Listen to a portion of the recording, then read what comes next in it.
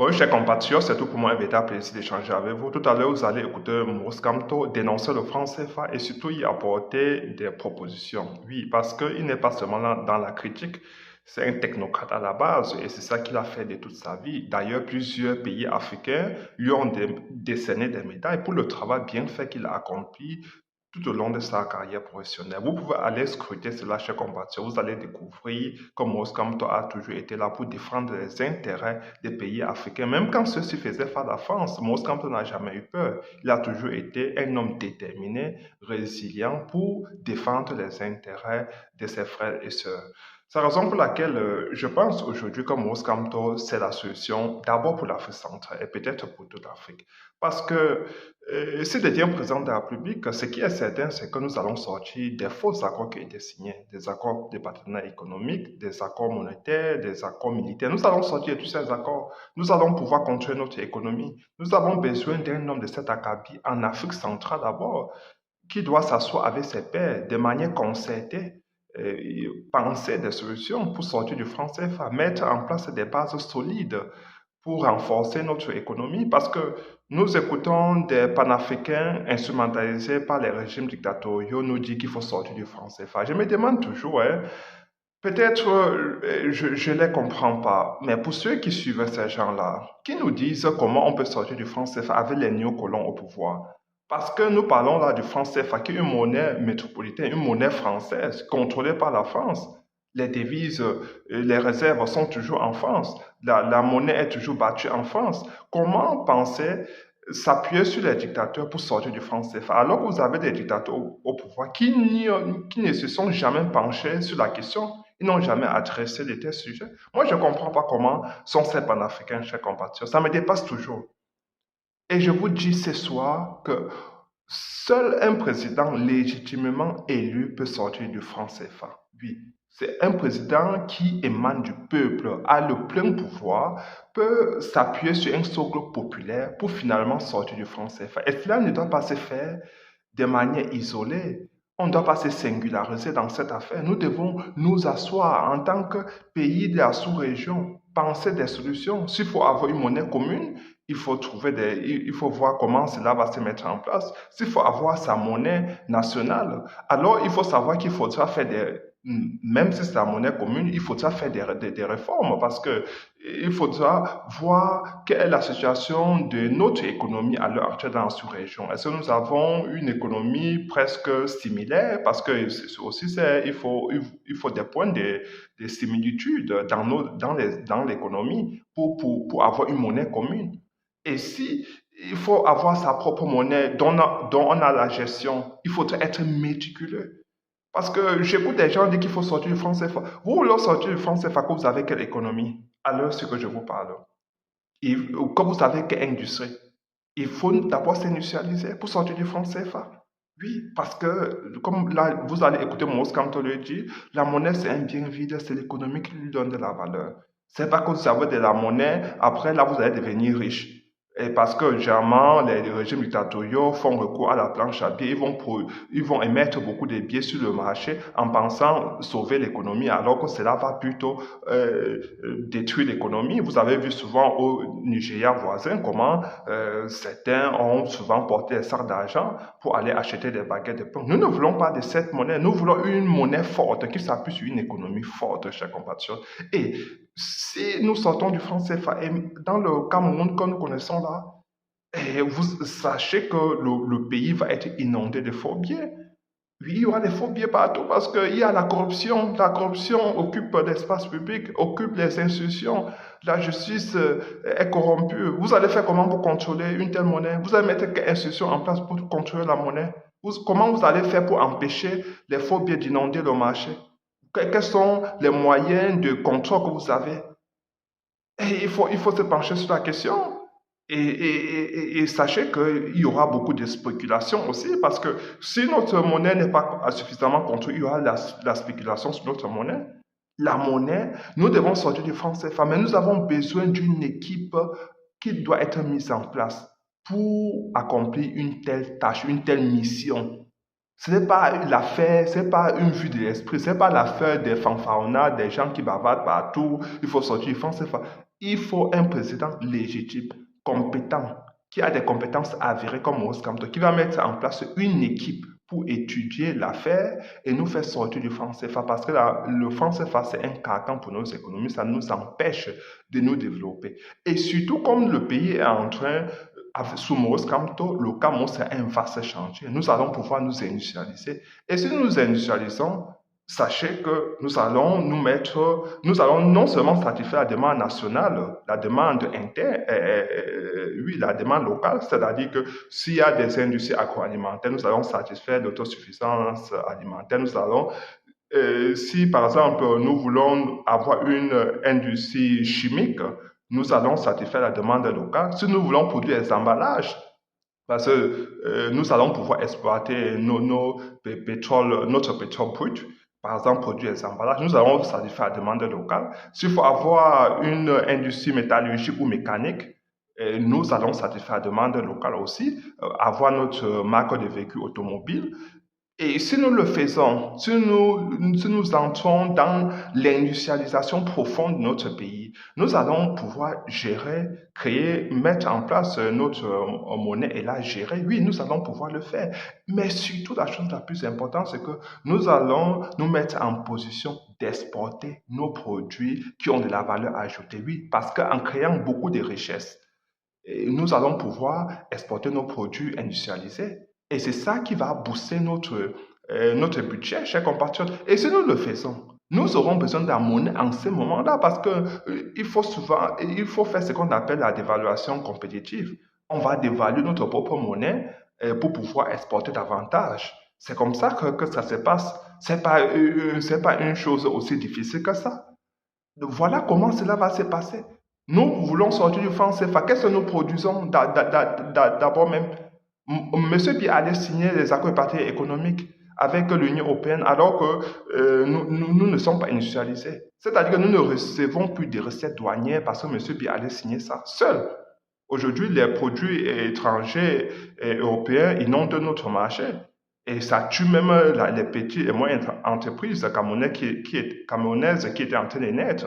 Vous comprenez que ce sont des irresponsables. Nous ne percevons plus de recettes douanières.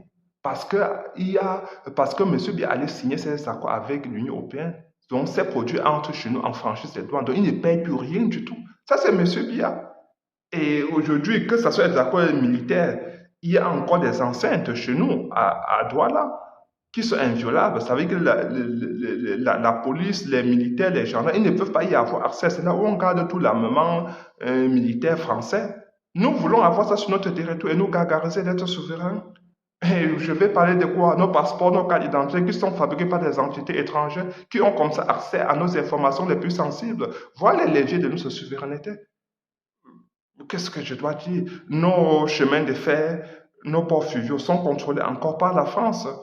Et il y a certains qui nous disent qu'ils vont s'appuyer sur qui? Sur les dictateurs, sur les néocolons, ceux mêmes qui maintiennent la France. Avez-vous déjà écouté M. Biya s'est penché sur la question, adresser la question du franc CFA? Moi, je ne comprends pas comment sont les Camerounais, chers compatriotes. Je m'arrête à ce niveau. Écoutons Maurice Kamto et derrière, nous allons commenter un tout petit peu, mais je pense avoir déjà presque tout dit. Oui, à tout à l'heure, chers compatriotes. Le président Maurice Kamto à la magistrature suprême, même si on va parler de votre candidature tout à l'heure, oui. Est-ce qu'on peut s'attendre à voir les Africains, comment dire, pour ceux qui rêvent de voir disparaître le franc CFA, est-ce qu'avec Maurice Kamto c'est possible? Je vais être direct et clair parce que quelquefois j'ai eu l'impression qu'on ne m'entend pas très bien quand je parle du franc CFA. Oui. Il faut sortir du franc CFA. Je crois que je suis clair là-dessus. Très clair.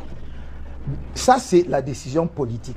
Mais ce que j'ajoute toujours, et c'est ce que l'on retient, c'est que je dis, mais il y a un certain nombre de choses qu'il faut faire pour que la sortie ne soit pas catastrophique pour nos économies. Et j'explique pourquoi. Oui. Il y a une partie qui nécessite le travail des experts. Par exemple, à l'heure actuelle, le franc CFA réunit 14 pays en Afrique. Plus la France, ça fait 15, mais les pays africains sont 14. Si nous enlevons les Comores parce qu'ils sont loin, et nous limitons à l'Afrique de l'Ouest et à l'Afrique centrale, c'est 13 États. Oui. Et une des réponses que nous attendons des experts, c'est de savoir s'il faut sortir et avoir une monnaie à nous pour les 16 États, ou s'il faut avoir une monnaie à nous pour les 6 États de l'Afrique centrale, ou s'il faut avoir une monnaie nationale camerounaise. Vous voyez qu'il y a 3 scénarios possibles. Donc je dis toujours, lorsqu'on fait le débat sur le franc CFA, il ne faut pas occulter l'aspect qui relève de l'expertise. Donc la décision politique doit être prise. Ensuite, il faut que les experts fassent le travail pour que nous réussissions la sortie. Deuxième aspect sur le plan technique, il y a un certain nombre de réformes qu'il faut faire pour réussir. Pourquoi? Parce que dès lors que vous annoncez, même sans avoir encore acté, la décision de sortir d'une monnaie, donc de créer une nouvelle monnaie, il y a ce qu'on appelle les incertitudes économiques. L'agent économique n'aime pas les incertitudes. Et quand il y a les incertitudes, qu'est-ce qu'il y a? Il y a ce que les économistes appellent les anticipations rationnelles. Et donc, l'agent économique va anticiper parce qu'il dit, je ne sais pas exactement ce qui va se passer, donc mieux vaut que j'ai une position de repli. S'il a son argent, il voudrait prendre et garder ailleurs pour attendre de voir ce que vous allez faire. Certains vont même être tentés de spéculer sur votre monnaie. Donc, vous ne pouvez pas sortir d'une monnaie lorsque l'économie ne se porte pas bien. Il faut que l'économie soit solide parce que la monnaie est un bien vide. C'est l'économie qui lui donne de la valeur. Donc, il faut faire des réformes économiques pour que la sortie soit une sortie réussie et que ça ne pénalise pas la ménagère. Parce que s'il y a une monnaie, si nous sommes demain avec une monnaie où il faut peut-être 1 million de francs pour aller acheter une baguette de pain, soit comme on a vu quelquefois, cette monnaie-là ne vaut rien. Donc nous devons avoir une monnaie et nous savons, je ne dis pas que les Africains ne savent pas le faire. Des pays comme le Ghana, pour ne pas prendre le Nigeria qui est un grand pays, gèrent très bien leur monnaie. Et avec tous les avantages qu'ils en tirent. Donc, parce que avoir sa monnaie vous donne la souveraineté monétaire, mais également sur le plan économique vous donne des marges de manœuvre parce que la monnaie est un instrument de politique économique. Donc il est important que l'on comprenne cela. Ça n'est pas être contre quelqu'un, c'est simplement chercher à développer nos pays. C'est légitime, c'est normal. Et je crois que nos téléspectateurs ont bien compris la position du président Kao parce qu'il est souvent mal compris. Franc CFA de cette monnaie utilisée en Afrique centrale. Est-ce qu'il faut aller vers sortir de la zone franc, demander une simple révision des accords pour permettre aux pays de la CEMAC de bénéficier davantage ou de mieux gérer leurs réserves de change logées au compte des opérations en France? Je crois que définitivement, je suis le bon client des médias pour cette question parce que je remarque en passant que j'ai pas souvenance que on pose tellement la question de la gestion du franc CFA à ceux qui devraient s'en préoccuper les premiers, c'est-à-dire ceux qui sont en charge de la gestion des affaires du pays, le ministre des Finances, le ministre de l'Économie. Moi, je les entends pas là-dessus. Et encore moins d'ailleurs d'autres dirigeants de partis politiques. Mais moi, je n'ai aucun problème pour répondre. Je pense que c'est un vrai sujet qui n'est plus tabou et sur lequel, justement, l'Afrique de l'Ouest a pris de l'avance sur nous, en Afrique centrale. Je ne peux que me réjouir de constater qu'enfin l'Afrique centrale pense à mettre en place, effectivement, une commission pour réfléchir là-dessus. Je pense aussi que les autorités françaises, elles-mêmes l'ont dit d'ailleurs, ont compris qu'il est temps que ce débat ait lieu, que l'on voit dans quelle direction on avance.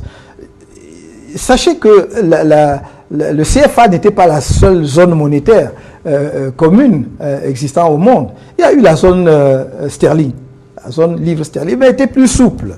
En fait, la compensation se faisait entre les États, un peu comme dans la tradition britannique, c'est pas toujours rigide écrit. Lorsque les réserves d'un pays avaient fondu, avaient diminué drastiquement, le pays qui avait davantage de réserves lui en prêtait sans que ce soit un problème. Mais après, et ça se jouait, la compensation en fait se faisait tout à fait naturellement. Après un moment, je crois qu'ils ont compris que on ne pouvait pas continuer à maintenir la zone et chaque pays est parti de son côté pour gérer sa monnaie, d'autant plus qu'ils avaient eu effectivement l'expérience au cours de cette période commune, l'expérience de l'apprentissage de la gestion de la monnaie. C'est pour cela que vous voyez le Ghana qui a sa monnaie, le Cedi, qui gère très bien depuis de nombreuses années sans problème. Le Kenya avait le shilling, etc.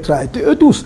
Donc, je crois que nous devons faire cette réflexion sans préjugés, sans agressivité inutile, sans donner l'impression que c'est dirigé contre X ou Y, mais c'est simplement pour la bonne santé des économies des pays concernés, parce que nous avons besoin de nous développer. Et si nos économies deviennent, comme nous le souhaitons, exportatrices, la monnaie est un élément déterminant que l'on utilise par rapport aux exportations. Parce que si vous avez très certainement entendu souvent parler de ce qu'on appelle la dévaluation compétitive. Si vous voulez exporter davantage, vous pouvez dévaluer votre monnaie parce que la marchandise importée coûtera moins cher à l'exportation et les gens auront tendance à acheter davantage. Mais si vous êtes bloqué dans un corset monétaire rigide qui ne vous donne pas la flexibilité nécessaire, vous ne pourrez pas exporter davantage. Donc, je crois que ce n'est pas une question idéologique, ou si elle est idéologique, c'est idéologique vraiment au bon sens du terme, c'est-à-dire où on doit penser, où on doit avoir des idées sur un sujet donné en vue d'atteindre un objectif positif qui, en l'occurrence, est le développement des nations. Maurice Kamto, faut-il rester dans la zone franc-CFA et réviser simplement les accords, ou alors sortir de la zone et créer sa propre monnaie? C'est un débat qui est ouvert. Vous avez dit que des ministres ont été mis en place. Attendons ce qu'ils vont en dire. Mais je crois que dans notre propre programme de campagne, nous avons dit très clairement qu'il fallait envisager la sortie de la zone franc. Pourquoi? Parce que, encore une fois, qu'est-ce que cela veut dire? Qu'est-ce qu'on entend par là? À l'heure actuelle, on dit que les réserves sont déposées auprès du Trésor français. On a aménagé jusqu'en 1973 à peu près, c'était même pas rémunéré. Après, il y a eu, je crois, il y a une petite rémunération. Avant, c'était la quasi-totalité des réserves. À peu près, aujourd'hui, c'est 50% et tout cela. Mais nos économies ont besoin de croître. Et est-ce que c'est offensif et indécent de dire que 60 ans après les indépendances, une monnaie qui avait été créée dans des conditions où nos pays n'étaient même pas encore indépendants, mérite effectivement que l'on regarde à 2 reprises comment l'a réaménagé, premièrement, et deuxièmement, car au fond, le grand lien, puisque tout le monde, quand on parle de sortir de la zone franc, on croit qu'on s'attaque à la France ou à telle puissance. Mais au fond, on n'est plus dans le système où les réserves étaient déposées auprès du Trésor français et où nous utilisions le franc, c'est-à-dire la monnaie française qui était le franc, qui donc garantissait le franc CFA. Aujourd'hui, le franc CFA n'est plus adossé au franc, c'est adossé à l'euro, qui est une monnaie commune. Donc le seul lien en réalité, si j'ose dire ombilical, c'est le dépôt des réserves au Trésor français. C'est ça le seul lien. Parce que si vous adossez à l'euro, cela veut dire que c'est en fait la Banque européenne, moyennant des mécanismes qui ont été mis en place, qui ultimement garantit. Et donc, pourquoi le débat doit être fait de toute façon. Moi, j'ai pas de religion, j'ai pas de rigidité d'esprit, je suis souple, je suis ouvert, mais je crois que l'Afrique et les pays francophones ont besoin d'avoir également un outil monétaire qui puisse leur permettre d'avancer. Et enfin, si vous permettez juste 30 secondes, si les pays de l'Afrique de l'Ouest l'ont compris, pourquoi est-ce que les pays de l'Afrique centrale, s'ils venaient également effectivement envisager la création d'une monnaie, à eux ça deviendrait un crime? Je ne vois pas pourquoi l'écu ne pourrait pas avoir son pendant en Afrique centrale. Voilà pourquoi je mets ces accords-là au rang des accords postcoloniaux qui solidifient les liens de dépendance coloniale.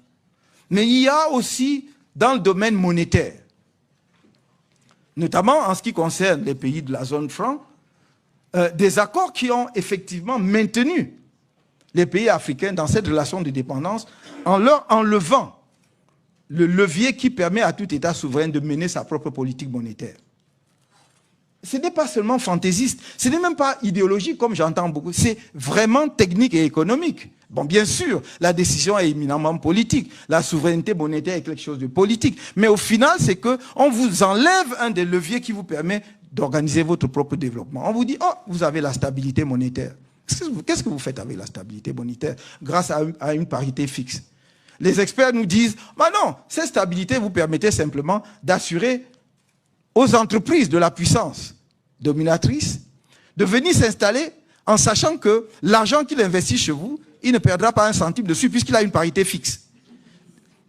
Oui, alors que par le jeu de la politique monétaire, par le jeu de la dévaluation et tout ce que vous voulez, vous pouviez justement avoir une marge qui vous permet effectivement de modifier les rapports. Donc, c'est stable, c'est fixe. Il investit 10 francs, il sait que je retirerai 15 francs et il est sûr qu'il retirera les 15 francs parce que la parité fixe de la monnaie vis-à-vis de la devise métropolitaine hier et vis-à-vis de la devise européenne lui garantit cela. Et évidemment, nous connaissons tous les autres aspects, le fait que les fonds étaient déposés au Trésor français et non pas à la Banque de France. parce que si c'est la Banque de France est une banque. Donc elle doit rémunérer l'argent. Hein. Mais quand c'est au Trésor, c'est une administration de l'État, donc ça devient des recettes budgétaires, et donc votre propre argent peut vous être prêté, parce que, bon, c'est un argent que vous avez déposé. À l'origine, avant la révision de 1972, c'était 63% des dépôts qu'il fallait faire après les accords, la modification de 72-73, c'est devenu 50%, mais c'est toujours beaucoup. Sans compter que lorsque ce panier commun de réserve, puisque tous les pays de la zone franc mettent dans le même panier, la garantie que vous donne le pays, vous ne l'appelez pas tout le temps, parce que les pays qui ont davantage de réserves soutiennent ceux qui n'ont pas assez de réserves, sans qu'ils aient à intervenir. Donc, si la Guinée équatoriale ou le Cameroun a davantage de réserves parce qu'il a vendu plus de pétrole et que la Centrafrique n'a pas assez de réserves, il va y avoir donc un jeu de compensation. On n'appellera pas la France en garantie, puisque vous pouvez faire ça entre vous. Et si votre compte d'opération au Trésor français devient déficitaire, normalement, c'est là que le garant doit jouer, parce qu'il doit approvisionner le compte. Mais il ne le fait pas. À ce moment-là, il vous impose la dévaluation. Donc, nous sommes là face à des accords et nous avons suivi dernièrement que quelque chose a commencé à bouger sur ce terrain-là. C'est bon, très bien, ça va dans la bonne direction. Moi, je dis, il faut voir ce que ça va donner parce que le diable est dans les détails. Donc, on est sorti de l'appellation déjà, symboliquement, on est allé à l'éco. Donc, c'est plus le franc CFA, ce sera l'éco. Où seront déposées les réserves? Est-ce qu'il y aura encore des réserves? Apparemment non. Tant mieux. Mais il y a quelqu'un de généreux qui se propose pour continuer à être garant. Et tout le problème est là. Alors, voilà. Alors, si vous garantissez, parce que dans l'accord de 1972, l'article 7 disait que la BEAC est une institution multinationale africaine à la gestion et au contrôle duquel participe la France en contrepartie de la garantie de sa monnaie. Voilà, ça ce sont les termes.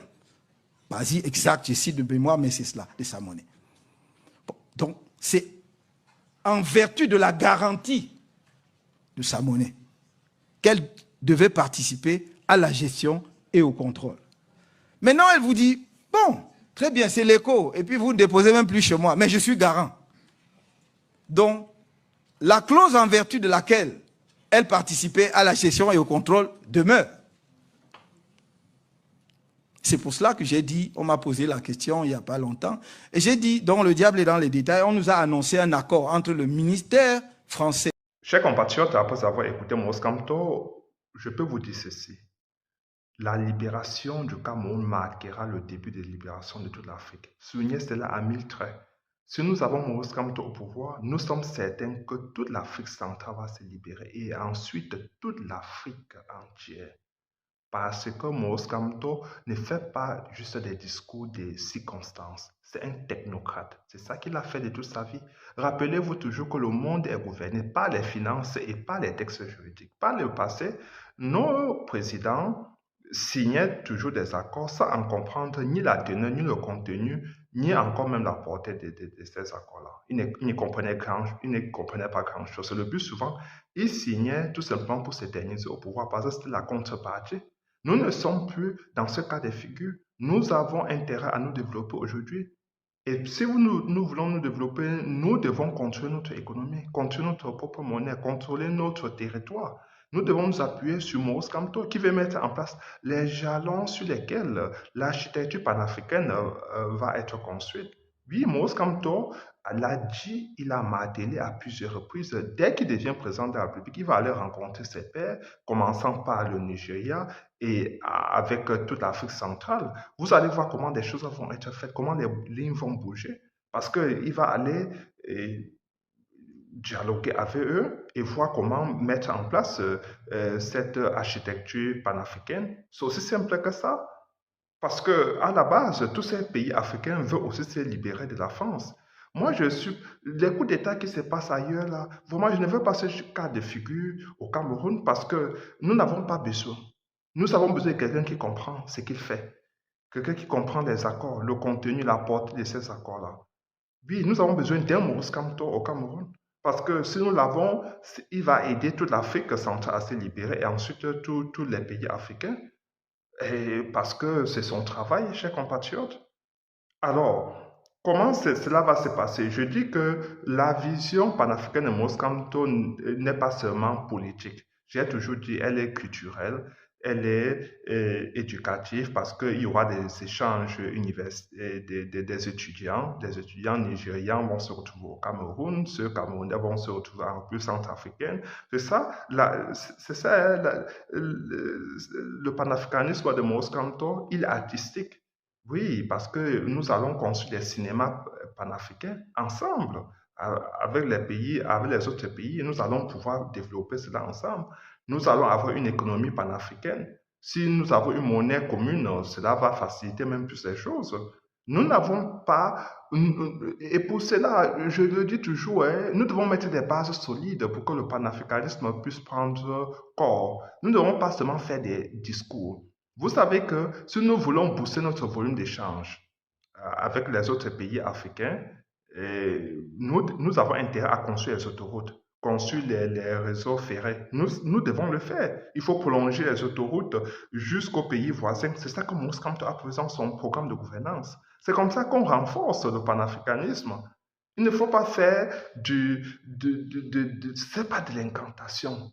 Ce n'est pas de la propagande, parce que vous allez écouter des gens du régime commencer à nous propager, commencer à propager cela dans la sphère médiatique. Ils veulent sortir du franc CFA. Après 43 ans que vous vous réveillez, et même pour en sortir des tests, il faut que vous ayez encore des compétences que vous n'en avez pas. Vous n'avez même pas adressé un tel problème en 43 ans de pouvoir. Aujourd'hui, vous essayez de faire de la propagande. Ça ne va pas marcher. Ça, c'est des laisse-pouf. Les Camerounais comprennent cela. Et aujourd'hui, le seul à même de résoudre, d'adresser une telle question et de la résoudre, c'est Maurice Kamto, parce que c'est quelqu'un qui est préparé pour cela, chers compatriotes. Donc, si nous construisons des autoroutes, si Maurice Kamto, dès qu'il devient président de la République, il va rencontrer au Niger avec les pays d'Afrique centrale, il s'assoit, s'il faut que nous ayons notre propre monnaie, nous mettons en place une équipe pour étudier la question. S'il faut commencer avec le panafricanisme, on peut commencer d'abord avec quelques pays. Vous allez voir que les autres vont les intégrer, vont l'intégrer plus tard, parce qu'il suffit de mettre d'abord cette architecture panafricaine. Notre panafricanisme doit être militaire, parce qu'il faut protéger nos frontières. Si nos frontières sont poreuses, vous allez voir que le terrorisme va continuer de ravager et surtout nous empêcher de nous développer. Nous avons intérêt à instaurer la paix dans nos pays, et protéger nos frontières. Si nous le faisons, nous allons pouvoir développer notre continent plus rapidement. C'est comme ça. Et s'il faut demain qu'on mette en place des laboratoires panafricains, vous allez voir comment nous allons travailler ensemble parce qu'il y aura un petit budget qui sera voté chaque année de tous ces pays-là pour supporter, pour accompagner la structure panafricaine de fonctionner, oui. Parce qu'il y aura des charges de fonctionnement et ces charges vont être supportées par une partie du budget qui viendra de chaque pays. C'est comme ça. Ça veut dire que s'il faut par exemple financer notre recherche, que ce soit la recherche appliquée ou la recherche fondamentale, mettre sur pied un produit innovant, nous allons le développer ensemble. Peut-être le Niger, peut-être la puissance africaine, peut-être 3 ou 4 pays qui vont se concéder pour le faire. Et vous allez voir que nous allons dorénavant parler d'une même voix.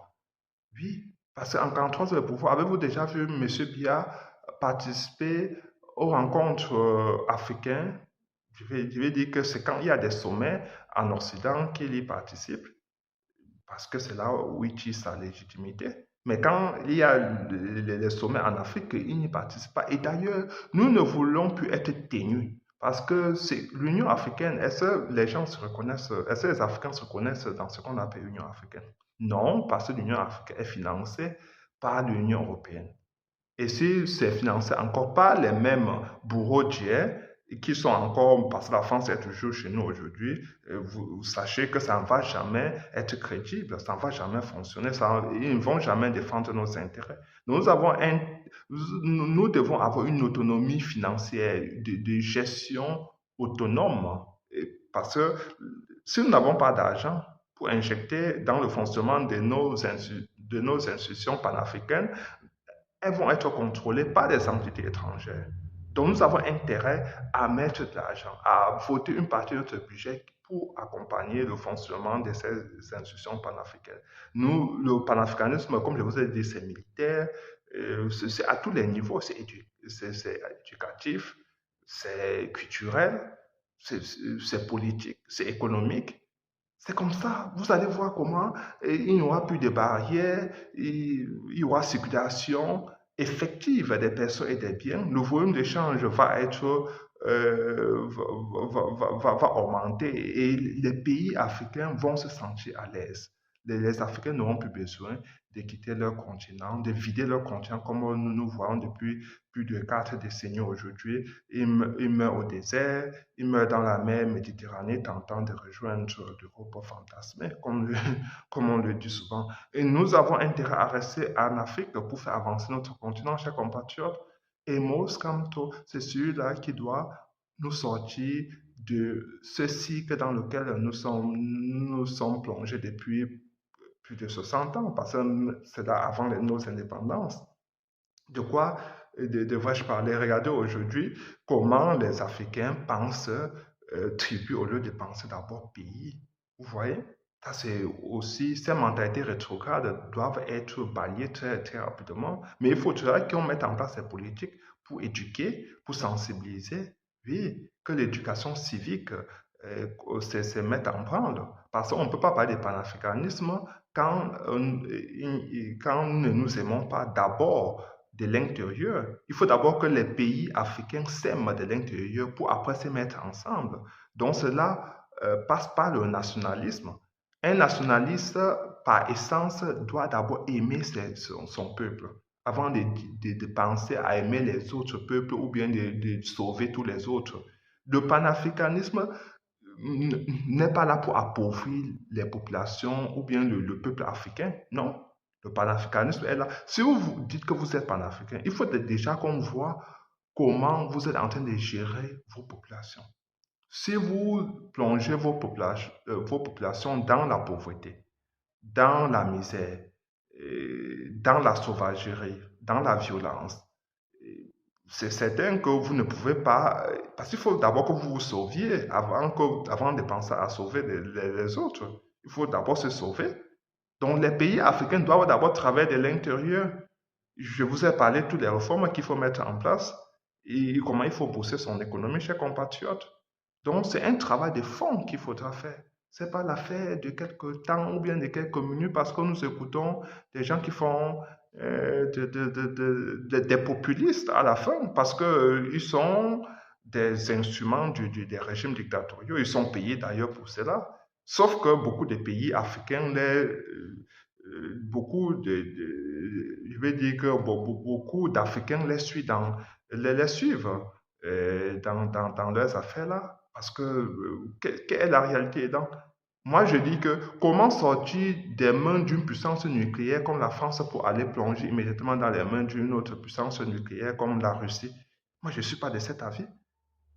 Il faut que tous ces pays-là se ressaisissent et travaillent plutôt ensemble, travaillent plutôt à consolider leurs relations avec les autres pays africains. Il faut, parce que c'est quand nous serons mis ensemble, nous sommes comme des nains, hein, de manière isolée, nous sommes des nains.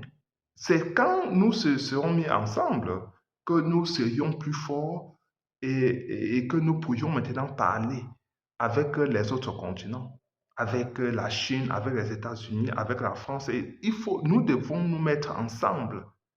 C'est pas et pour nous mettre ensemble. Si aujourd'hui nous disons qu'il y a un pays qui est instable en Afrique, comment il faut faire? Il faut une armée panafricaine pour aller instaurer la paix là-bas.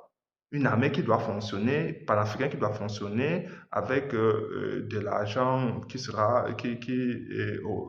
viendrait des budgets des pays membres.